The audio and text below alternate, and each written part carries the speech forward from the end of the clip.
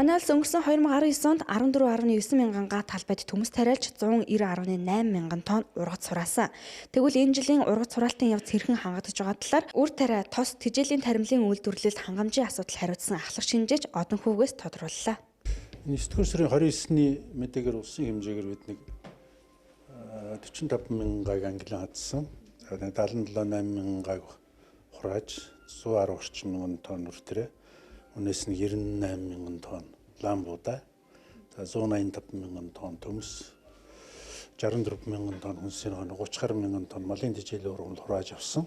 За ургац сураалтын явц үр тарианы таримл дээр нь 22 орчим хувьтай, төмс 80 шахам хувьтай, хүнсийн ногоо 70 орчим хувьтай ингээд хураалтын ажил үргэлжилж байна. Тэгэхээр 9 сарын 30 өнөөдрийн байдлаар бол тариалангийн бүс нутагт харьцангуй одоо бороо арай бага орж байна. За энэ Говьтай Баян хонгор ингээ Аранга дамжсан Төвийн аймгийн урд хэсгээр нэлээд бороо орох уу.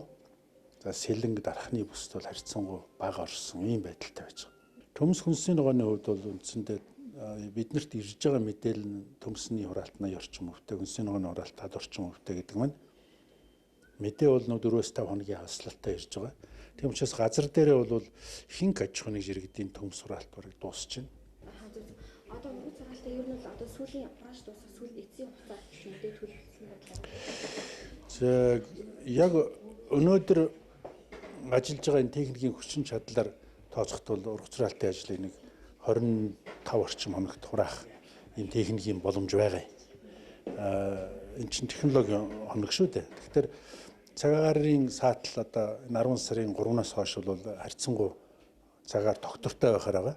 Тийм учраас бид нар бол 10 сарын 25 гэхэд бол ургац сураалт талбай ажил бол үндсэндээ дөхнөө болох тийшээ хандна гэсэн юм юутай товтой ажиллаж байгаа. Бууд урамшууллын хэмжээг бол засгийн газар тогтооно.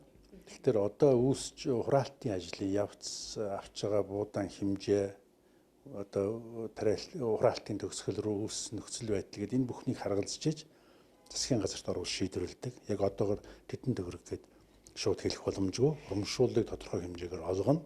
Олгохдоо бол засгийн газрын шийдвэр гарчиж хэмжээг тогтоодог.